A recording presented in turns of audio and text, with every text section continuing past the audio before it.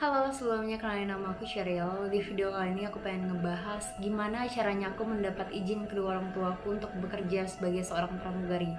Aku yakin banget banyak di antara kalian yang punya pengalaman yang sama dengan aku, atau mungkin bahkan ada di antara kalian yang saat ini ada di posisi aku saat itu, di mana orang tua kalian tidak mengizinkan kalian untuk bekerja sebagai seorang pramugari.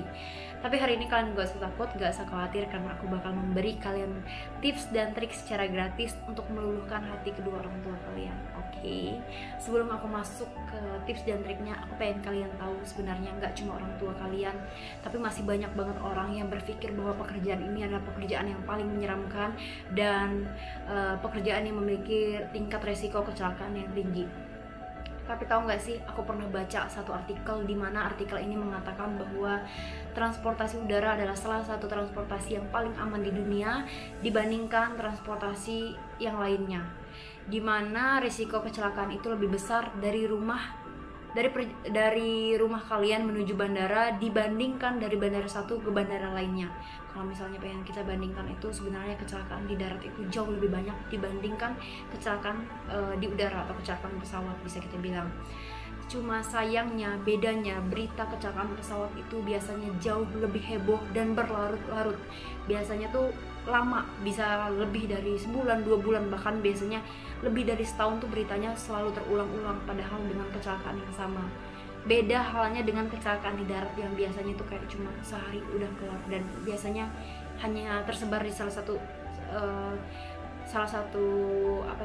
satu TV aja. Jadi nggak semua TV. Kalau misalnya pesawat itu kan kayak semua TV itu beritanya sama, semua media tuh beritanya sama dengan kecelakaan yang sama, sehingga membuat kita menjadi parno dan ketakutan. Dan orang tua kita juga salah satu korbannya. Mereka menjadi parno, takut karena rasa sayangnya, rasa cintanya kepada kalian anak-anaknya. That's why kenapa mereka sulit untuk mengizinkan kalian, karena ya mereka nggak rela, mereka nggak ikhlas membiarkan kalian bekerja. Tapi apa ya, mungkin mereka ya pokoknya mereka punya pikirannya sendiri, mereka punya rasa takut sendiri, karena saking pengen jaga kalian, nggak pengen kalian tuh kenapa-napa. Oke. Jadi kalau misalnya ada orang tua kalian yang tidak mengizinkan, jangan marah mereka, jangan ambil hati, jangan sakit hati, karena sebenarnya di balik itu mereka tuh sayang banget dengan kalian, guys. Mereka nggak pengen kalian itu kenapa-napa. Masuk ke dalam tips dan triknya. Yang pertama, caranya aku tuh bicara soal minta izin itu sebenarnya sama dengan minta kepercayaan. Mereka tuh mengizinkan kita, berarti mereka memberikan kita kepercayaan. Untuk mendapatkan satu kepercayaan, untuk membangun satu kepercayaan itu nggak semudah dan sesingkat yang kita bayangkan. Butuh waktu, butuh bukti, butuh banyaklah hal-hal pendukung supaya bisa mendapatkan kepercayaan seseorang. Sama kayak kita, ketika kita mau percaya sama orang, mau memberi kepercayaan tuh pasti banyak hal yang kita lihat, orangnya seperti apa, kebiasaannya seperti apa, ya kayak gitu. Nah, sebelum kalian minta izin, pastikan kalian belajar untuk merubah attitude kalian menjadi orang yang bisa dipercaya. Kalau aku dulu ya, aku jauh sebelum aku minta izin tuh aku berusaha buat menjaga omongan aku, apa yang aku bilang, apa yang aku ucapkan, aku usahakan untuk tidak mengecewakan mereka. Aku buktikan, aku jalankan dengan baik. Aku yakinkan mereka bahwa apapun yang aku bilang, apapun yang aku pilih itu selalu menjadi pilihan yang terbaik. Walaupun mungkin nantinya ada masalah, atau mungkin nanti nggak berjalan sesuai dengan yang aku rencanakan, tapi aku selalu punya solusi. Aku selalu yakinkan mereka bahwa apapun yang aku pilih, aku bisa bertanggung jawab. Mau itu berhasil atau enggak, aku bisa bertanggung jawab.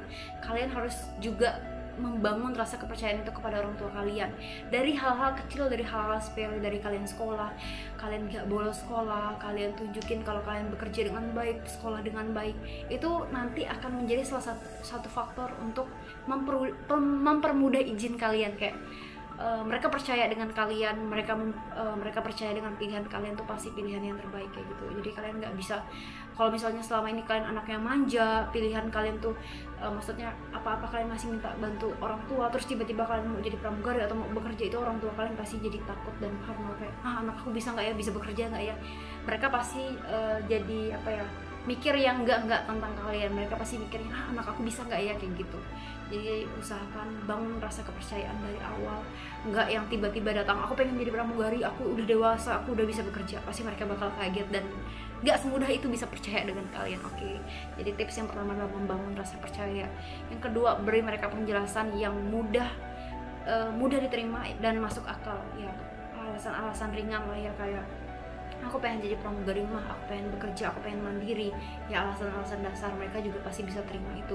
Yang ketiga, kalian harus punya rencana, baik itu rencana jangka pendek ataupun jangka panjang. Urusan nanti sesuai rencana atau enggak ya belakangan, setidaknya kalian sekarang punya rencana atau punya gambaran.